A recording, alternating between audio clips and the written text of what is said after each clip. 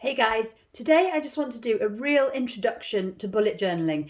Now, I have never been into journaling before because I'm very messy, I'm quite scatty, and I used to put everything in my phone. And then as I got older and I had more and more things filling my day, I realised that it wasn't working for me using a phone.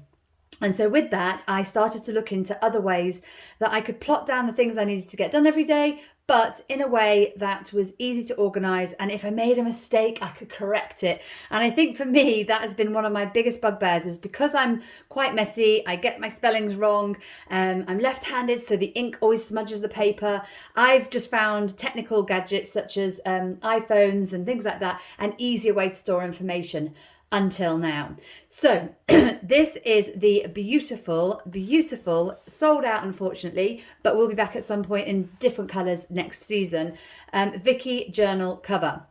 Now, I designed this because I decided I wanted to get away from digital technology every now and then, and I just wanted something that would allow me to jot down my thoughts, stop using technical items for a little while, and just to have a place where I could be a little bit more calm and patient and take time out basically and just put things down for me. So what I'm going to show you now is how I've laid this out. Now, it's still a journey, obviously different ways to do things that will make you feel that work for you.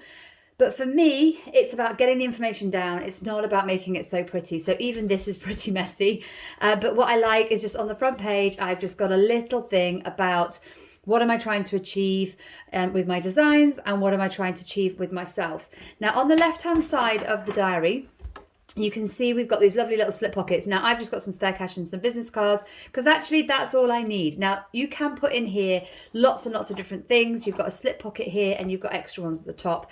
And then on the back, I've just got in the slip pocket some extra cards, but you could put an affirmation in there, photos of your loved ones or your family. And then you've got these elasticated bits at the top, and they're great for putting paper clips, any little things that you want to clip in here. It's just a great elasticated place to put them. And again, you've got the slip pockets here. And then as I flip it over to the back, you've got this additional cool thing with a slip pocket here, a zip pocket, which is a great place to put your phone if you're hot desking, and another slip pocket at the back. So really this cover holder is all you need if you're going to go and hot desk. It's got my life in here. It's got all the things I'm doing every day. You've got this nice little pen holder on the side here. And then at the top, you've got this extra pocket here where you could put A4 paper, where you could put some A4 paper and it doesn't get crinkled or scratched or whatever. So it just looks nice. If you've got something that you need to present, you can pop it in there and it won't get creased. It will just stay perfectly in its place. So let's quickly go through now and show you how I use this journal cover for me and how it organizes my day and makes me feel less stressed when I'm out and about. So over to the beginning, as I mentioned, really nice to put some kind of affirmation or a message to yourself or a key goal. Basically, I find that the journals that I'm using last about 3 months. These are just from Amazon. They're not expensive. And the nice thing is, because they're not expensive, if you don't like it, you can always rip it out and start again. They're numbered with the pages and they've got the nice bullet journal dots in there. So I have these tabs which you can buy very easily, and you can move them as you get through different weeks. You can move them to the next week.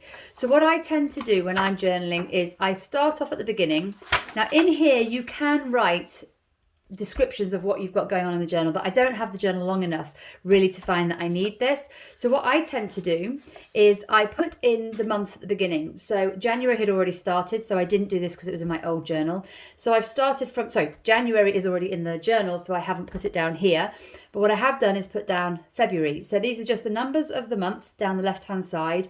And then the things I have booked in for February, because I haven't actually drawn February out yet.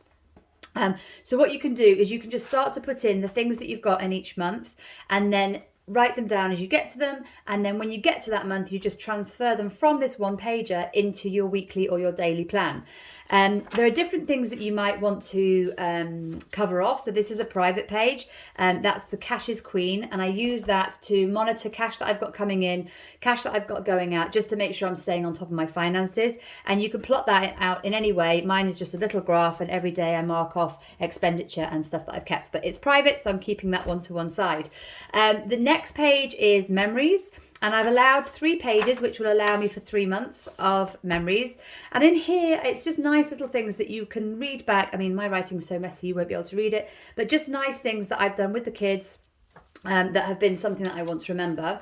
And then after that, I have gratitude. So again, this is the things that I'm grateful for, that I've done with my family, and things that I've found people who've helped me with the business, my customers, whatever I'm grateful for that day, basically just goes in here. And it's just a really nice place to show gratitude and to realize how lucky we are with what we already have in our lives. After that, I left another 3 months available. And then we get to the happiness tracker. This is really cool if you kind of want to see how you're tracking in terms of your sleep versus your stress versus your mood. You can also plot on here your periods. I did at the one time put the HRT when I started it, but now there's nothing there because I don't have periods anymore. Yay! And then in here, you can just log it however you want. So at the moment, I've just got work first. Have I posted to IG? Did I do a reel? Have I done lives? Have I done LinkedIn? Have I done any comments sold? And then me is the things I need to focus on myself. Have I done my physio? Did I manage to do any meditation? Have I taken time out? Have I been positive and present? Have I made time for friends? And have I looked after my husband? So you can sort of see here how you're performing against yourself. So it's almost like little mini goals throughout the month.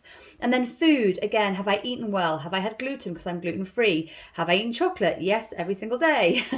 Have I had alcohol? Occasionally at the weekends. Have I managed to read? No, look at that. That's so disappointing. But I have found time to watch television, so I may need to look at this. Did I do any podcasts, and have I sourced any backlinks? They should go into work. They're new things. So in my next batch, these will go up into work. So it's always a development in process. I've also left 2 more months available for the happiness tracker to track the next 3 months. And then it goes into your actual diary. Now, new for me this year is I've started doing goals across the top. So I'm logging my top 3 goals that I have to get done before I do anything else. Then I've got my daily list. So anything that I'm doing during the day that I need to cross off, it should all be crossed off, by the way, but I've not done that. I just list everything down here. These are just what my 3 kids are doing. So if there's anything in particular that's over and above what's in the plan that we've got in our kitchen, then I will log what Ariella, Charlie and Jasper are doing. And then these are the bits that I've penciled out for me. So I make mistakes all the time. These are my lifesavers, guys. They are the friction pens. You can get them on Amazon and they are erasable. They have changed my life because now I no longer worry if I make a mistake. Like you can see here, I just rub it out and it's amazing. So Tip number 1, get the friction pens. They're awesome. And this year, another thing that I've done that's different from last year is I've started to do a little bit of colour coordinating to make sure I'm making time for me. So the green is, have I made it to yoga and the gym?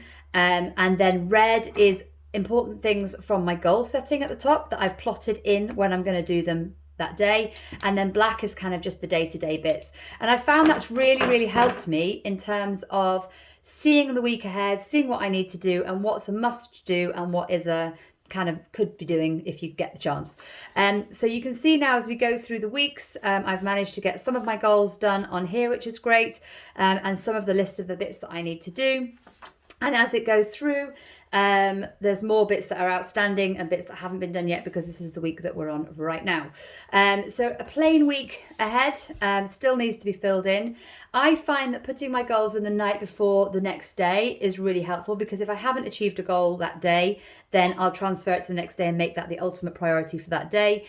Or it might get divested because actually if I didn't do it, it maybe wasn't as important as I thought it was, and therefore it's maybe not needed.